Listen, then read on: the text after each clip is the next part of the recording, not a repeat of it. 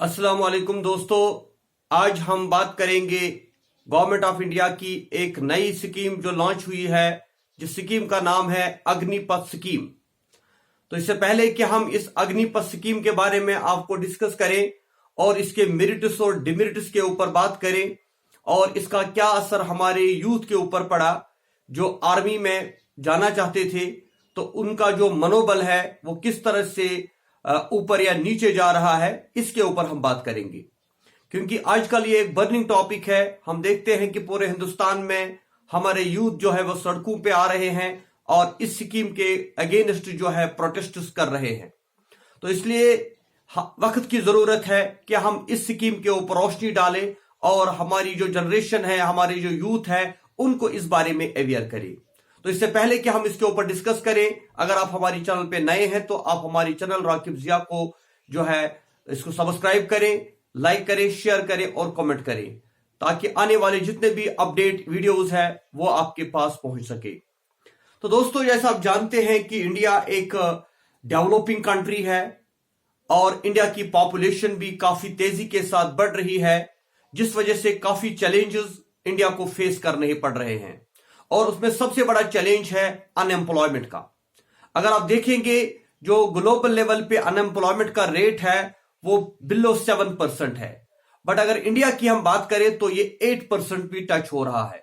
यानी 8% means we have 10 crore of people unemployed. तो more then 10 crore people यहां पे ऐसे हैं, ऐसे यूथ है जो यहां पे अनएम्प्लॉयड है। और अगर आप रियासत जम्मू कश्मीर की बात करेंगे तो यहां पर यह फिगर और ज्यादा है। लाइक हरियाणा में हम देखते हैं वहां पे 34% अनएम्प्लॉयमेंट है, उसके बाद राजस्थान की बात आती है, फिर बिहार की बात आती है और उसके बाद जम्मू कश्मीर जहां पर ये 15% है। तो 25 लाख यूथ यहां पर भी हम देखते हैं जो इस वक्त अनएम्प्लॉयड है।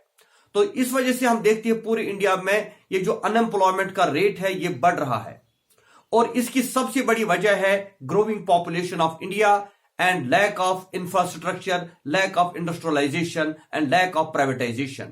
क्योंकि जिस तरह हम डेवलप्ड कंट्री की तरफ देखते हैं वहां पे स्किल्ड लेबर आपको मिलेगा और वो किसी भी मल्टीनेशनल कंपनी में काम करके अपना रोजगार कमाते हैं। लेकिन हमारे इंडिया में जो है 5% लोग स्किल्ड होते हैं, जबकि हम जर्मनी, जापान और अगर यूएसए की बात करें वहां पर ये फिगर 50% से अबव है। तो हम उसमें नहीं जाएंगे, लेकिन हम यहां पे आज बात करेंगे अग्निपथ स्कीम की। गवर्नमेंट ऑफ इंडिया ने ये स्कीम क्यों लाई और इसकी क्या रीजंस है और इसका क्या जो इसके मेरिट्स और डिमेरिट्स क्या है, उनके ऊपर हम बात करेंगे। दोस्तों, आप जानते हैं इंडिया में जो सेक्टर सबसे ज्यादा लोगों को एम्प्लॉयमेंट देता है, जहां पर हमारे यूथ जो है रिक्रूट होते हैं, वो है डिफेंस का डिपार्टमेंट। चाहे वो आर्मी हो, नेवी हो, एयरफोर्स हो, पुलिस हो, जितने भी ये आर्मी की विंग्स है, पुलिस की विंग्स है या डिफेंस की, वहां पर लाखों करोड़ों लोगों को जॉब मिलता है और वो भी छोटी एज में। क्योंकि अगर हम देखेंगे कि जो आर्मी में रिक्रूटमेंट का प्रोसेस होता है वो 17 से 21 के बीच में होता है। यानी बच्चा जिसने मैट्रिक का एग्जाम पास किया है या 12th का एग्जाम पास किया है और वो इसके लिए एलिजिबल होता है। तो इस वजह से हमारे जो यूथ होते हैं उनको पहली अपॉर्चुनिटी मिलती है आर्मी में सर्व करने की। और इसीलिए हम देखते हैं कि हिंदुस्तान में जो है मैक्सिमम पॉपुलेशन जो लोगों की होती है, हमारे यूथ जो होते हैं, वो मैट्रिक के बाद ही इस तैयारी में लग जाते हैं कि वो आर्मी के जॉब के लिए अप्लाई करें। लेकिन इस स्कीम ने इस सब पर पानी फेर दिया, क्योंकि अग्निपथ स्कीम जो है इसमें कहा गया है कि हर साल 50,000 जो है अग्निवीर इनको नाम दिया गया है, यानी जो आर्मी में भर्ती किए जाएंगे और उनको सिर्फ 4 साल के लिए भर्ती किया जाएगा।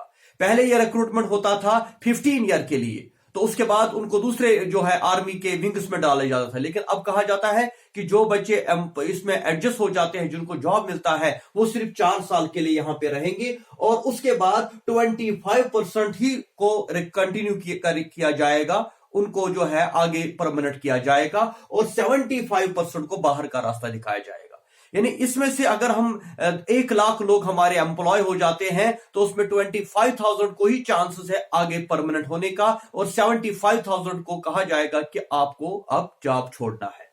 उसके बाद जो है इनको इस बीच जो है इनकी सैलरी जो रहेगी दैट विल बी 30,000 to 40,000 और उसमें 30% गवर्नमेंट कट करेगी लाइक 9,000 और गवर्नमेंट अपनी तरफ से उसमें 9,000 डालेगी और फिर 4 साल के बाद उनको लगभग 12 लाख रुपए एक साथ वन टाइम मिल जाएगा। There will be no pension after that और उसके बाद 4 साल के बाद वो टर्मिनेट किए जाएंगे, उनके हाथ में 12 लाख रुपए दिए जाएंगे और साथ ही जो पेंशन इस बीच उनका इंश्योरेंस कवर होगा 48 लाख का, तो उसके बाद उनके पास दूसरी कोई अपॉर्चुनिटी, दूसरा कोई जॉब उनको ढूंढना पड़ेगा। तो इसी वजह से हमारे जो यूथ है इस वक्त सड़कों पर प्रोटेस्ट करते हैं। वो कहते हैं कि हम आर्मी में जाना चाहते थे, देश की खिदमत करना चाहते थे और एक परमानेंट जॉब हमें मिल जाता, लेकिन 4 साल के बाद ही हमें इस जॉब से निकाला जाएगा और हमारे हाथ में 12 लाख रुपए थमा दिए जाएंगे और उसके बाद हमारा फ्यूचर क्या होगा, हम क्या करेंगे। दैट इज वाई कि दे आर एजिटेटिंग।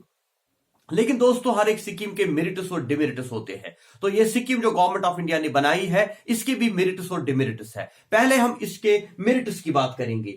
जो गवर्नमेंट ऑफ इंडिया है उनका ये कहना है कि ये जॉब इनसिक्योरिटी नहीं है बल्कि जॉब सिक्योरिटी होगी। यानी जो 4 साल तक आपको ट्रेनिंग दी जाएगी, 4 साल तक आप आर्मी में सर्व करोगे, उसके बाद जो है आपके लिए जॉब अपॉर्चुनिटीज बढ़ जाएंगी।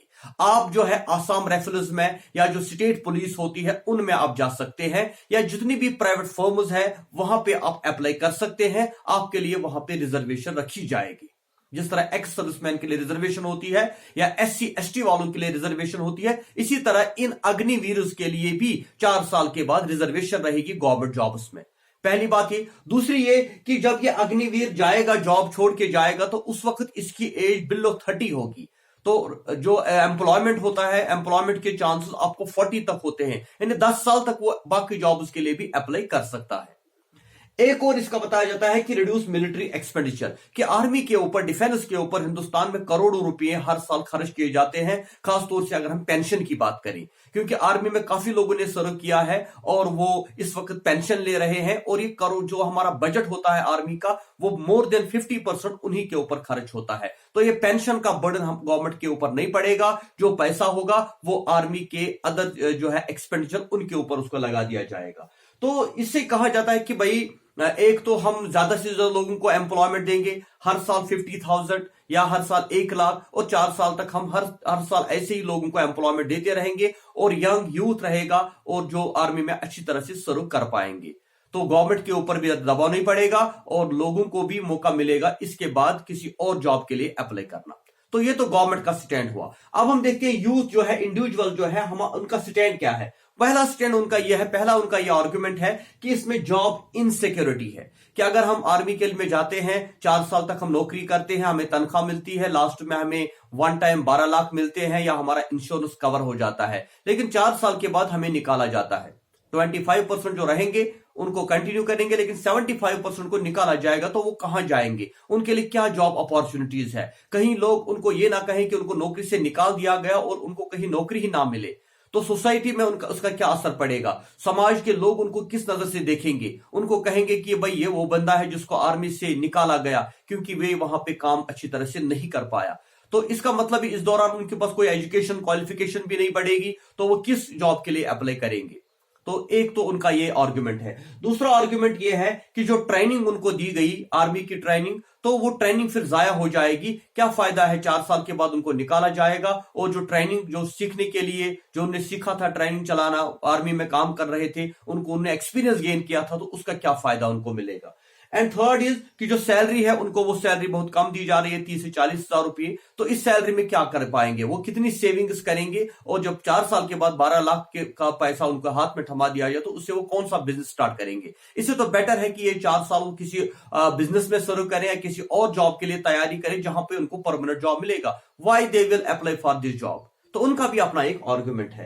तो इस तरह दोनों साइड से इस वक्त जो है इस अग्नि स्कीम के ऊपर डिस्कशन चल रहे हैं। लेकिन अगर देखा जाए तो अनएम्प्लॉयमेंट का जो रेट है इंडिया में बढ़ रहा है और गवर्नमेंट ऑफ इंडिया जो है हर एक को नौकरी नहीं दे पाती। हम जानते हैं जो हमारे हाईली क्वालिफाइड यूथ है, चाहे हम कश्मीर की बात करें या बाहर की बात करें, जिन्होंने PhD किया है, जिन्होंने MSc किया है, जिन्होंने B.Ed और M.Ed किया है और 5-5, 10-10 सालों से वो घरों में बैठे हैं, कोई उनको जॉब की सिक्योरिटी नहीं है। तो गवर्नमेंट ऑफ इंडिया ने जो स्कीम्स लॉन्च की है, जैसे कॉन्ट्रेक्चुअल स्कीम्स होती है, उनको 1 साल के लिए अपॉइंट किया, 1 साल के बाद निकाला जाता है, या कभी 2 साल के लिए अपॉइंट किया जाता है। या एक स्कीम हम, अगर आपको याद होगा, जो गवर्नमेंट ऑफ इंडिया ने बनाई थी, कश्मीर में भी वो चल रही थी, रहबर तालीम स्कीम, जिसमें 5 साल तक बच्चों को 1500 की नौकरी दी गई और उसके बाद उनको परमानेंट कर दिया गया। तो बहुत सारे ऐसे गवर्नमेंट के जो स्कीम्स आती है, तो इनसे डायरेक्टली इनडायरेक्टली यूथ को फायदा पहुंचता है। तो अगर इस अग्नि स्कीम का भी देखा जाए तो इससे भी हमारे अनएम्प्लॉयड यूथ को एक तरीके से फायदा ही मिल रहा है,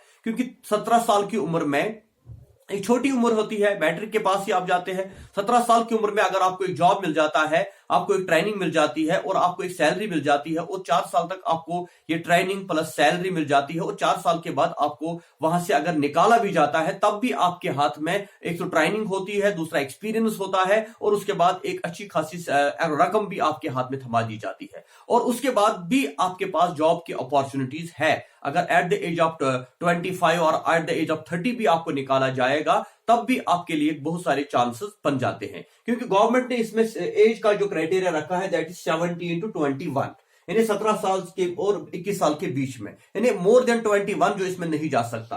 अब इस साल उन्होंने 23 इसका रखा है बिकॉज ऑफ एजुकेशन, लेकिन 21 में जब आपको इस जॉब से निकाला, जो आपने जॉब किया, तो 25 में आप निकाले जाओगे। तो 25 के बाद भी आपके लिए बहुत ज्यादा अपॉर्चुनिटीज है। आप एजुकेशन कंटिन्यू कर सकते हैं, आप किसी भी कंपनी में जॉब कर सकते हैं, आप किसी भी पोस्ट के लिए अप्लाई कर सकते हैं। तो इस तरह से आपको दोनों चीजें मिल जाएगी। एक तो आपको ऑलरेडी आपको जॉब मिल जाएगा 4 साल के लिए, उसके साथ साथ सैलरी मिल जाएगी, एक्सपीरियंस गेन होगी, और उसके बाद फिर आपको मौका मिलेगा किसी और डिपार्टमेंट को सर्व करने का। तो दैट मीन्स हमें इस एंगल को भी देखना है कि गवर्नमेंट भी हमारे यूथ के बारे में सोचती है कि इनको मौका दिया जाएगा सर्व करने का। और एक और पर्पज इसका फायदा यह भी है कि अगर आप आर्मी में जाते हैं, 4 साल तक काम करते हैं, तो उसके बाद आप स्टेट पुलिस के लिए अप्लाई करते हैं, वहां पे नेचुरली आपको जो है प्रेफरेंस दी जाएगी, क्योंकि आपने ऑलरेडी सर्व किया होगा, आपके पास ट्रेनिंग होगी, तो इजिली आपके लिए होगा कि आप उस जॉब के लिए अप्लाई करो। तो इसलिए हमें दोनों चीजों को देखना है कि ये जो स्कीम गवर्नमेंट ऑफ इंडिया ने बनाई है, इसके दोनों मेरिट्स और डिमेरिट्स है। अब हर एक बंदा अपने अपने तरीके से सोचता है, लेकिन आपको एज ए इंडिविजुअल और एज ए नेशनल आपको सोचना चाहिए कि कंट्री के फेवर में क्या है, हमारी स्टेट को, हमारी गवर्नमेंट को, या हमारी स्टेट जो है उसको किस चीज से फायदा आ रहा है। तो अगर एक तरीके से हम देखा जाए, जो हम देखते हैं गवर्नमेंट ऑफ इंडिया ने जो अब नई स्कीम लॉन्च किया, नो पेंशन स्कीम। अब पेंशन आपको बाकी तरीकों से भी मिल सकता है। अगर आपके पास सेविंग है तो आप LIC में या किसी और जो प्राइवेट इंस्टीट्यूशन है वहां से भी आपको इस पेंशन मिलती है। अब तो जब आप जानते हैं कि गवर्नमेंट जॉब में सैलरी पेंशन तो है ही नहीं, अगर बंदा एम्प्लॉय भी हो जाता है तो 30 साल या 20 साल वो नौकरी करता, उसके बाद उसको भी वहां से निकाला जाता विदाउट पेंशन। तो इससे बेटर है कि आपको इससे पहले ही निकाला जाए, क्योंकि आपके पास अपॉर्चुनिटीज होती है। मेरे पास ऐसी बहुत सारी एग्जांपल्स हैं कि बहुत सारे ऐसे लोग थे जो गवर्नमेंट जॉब उन्हें 30 साल तक किया, लेकिन जब उनकी एज 60 साल हो गई तो उनको रिटायरमेंट हुई, और रिटायरमेंट के बाद उनको कोई पेंशन नहीं मिला। तो अब उनके पास कोई भी रास्ता नहीं है, वो मजदूरी भी नहीं कर सकते, वो कोई काम भी नहीं कर सकते, वो कंप्लीटली जो है हैंडीकैप हो गए हैं। इससे बेटर यह है कि या तो 4 साल के बाद ही उनको निकाला जाए, और यंग एज है, कुछ भी बच्चा कर सकता है।